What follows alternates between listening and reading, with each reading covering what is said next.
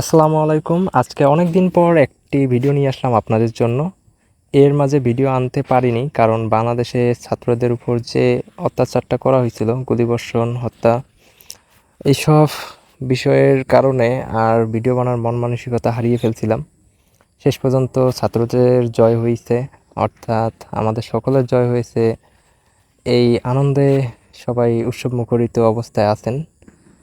তো সবাই সবার পজিশন থেকে সব কিছুকে রক্ষা করবেন, এখন রক্ষার দায়িত্ব আমাদের সবার।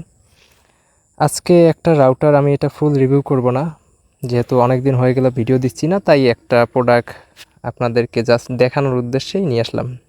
হালকা কিছু কথা বলবো এবং এর মাঝে আপনাদের সঙ্গে একটা আন্তরিকতা বজায় রাখার জন্য ভিডিওটা করা।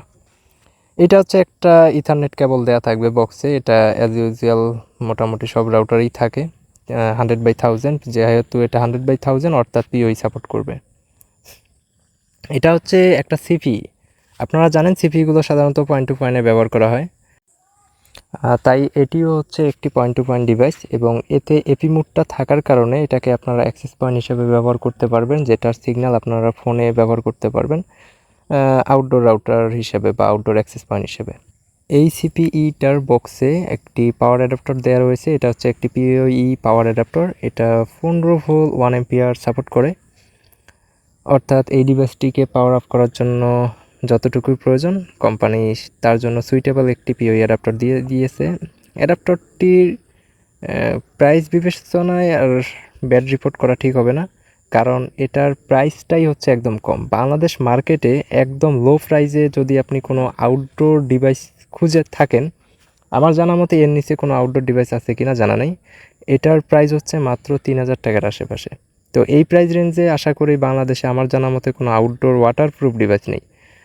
যাই হোক, এটা হচ্ছে বি পার্ট, কারণ সিপিইগুলোতে এ পার্ট বি পার্ট হয়। আর এখানে এপি মোডটা আমি আগে বলেছি, এপি মোডটা থাকার কারণে এটাকে আপনারা অন্যান্য যে access point, outdoor access point যেমন কম্পাস্টের 71, আলতাই C1, বিভিন্ন যে প্রোডাক্টগুলো রয়েছে এগুলোর মতোই হচ্ছে অ্যাক্সেস পয়েন্ট হিসেবে ব্যবহার করতে পারবেন। যেহেতু এটা একটা শর্ট রিভিউ, তাই এখানে এটার কনফিগারেশন, রেঞ্জ টেস্ট বা অন্যান্য বিষয় যেগুলো করা উচিত সেগুলো করতেছি না। এজন্য আমি আন্তরিকভাবে দুঃখিত।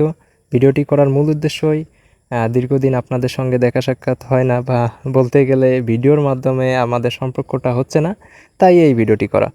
তো ভালো থাকবেন, সুস্থ থাকবেন, দেখা হবে নতুন কোনো ভিডিওতে। আল্লাহ হাফেজ।